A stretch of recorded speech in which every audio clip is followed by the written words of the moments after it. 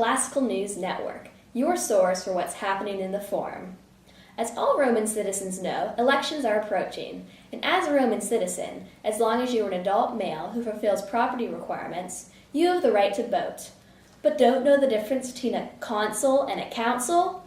Confused about how to vote and who exactly you're voting for? Well, we have an expert on elections here with us today. Welcome, Octavius Magnus. So, hey Octavius, thanks for coming on our show. Alright, first question. Just who gets to vote in a Roman election? All adult Roman male citizens who meet the property qualifications can vote in the election of a magistrate. The people of Rome vote in assemblies, including the Centuriate Assembly, known as the Comitia Centuriata, the Tribal Assembly, known as the Comitia Tributa, and a part of the Tribal Assembly for Commoners, called the Plebeian Council, or the Concilium Plebis. Who elects different magistrates? The Centuriate Assembly elects praetors, consuls, and the two curule aediles. The Plebeian Council elects the tribune of the plebes and the two plebeian aediles. The Tribal Assembly elects the quaestors. Now what about the Senate? The Senate is an advisory body to the magistrates. Although it doesn't technically have the power to make laws, its advice is usually obeyed. The Senate consists of elected magistrates, such as the quaestors, praetors, consuls, aediles, and tribunes. Also, a noble who has the proper money and property qualifications can be made a senator by a censor. Once one was inducted into the Senate, they remain a senator for life, unless they are expelled by a censor. Now, how often are elections held? Elections for magistrates are held every year. How do candidates prepare for elections? Candidates preparing for elections wear an artificially whitened toga. In fact, the word candidatus means made shining white. Also, powerful families in the senatorial order will arrange marriages with each other to form alliances of support. Now, what should we expect from a candidate's campaign?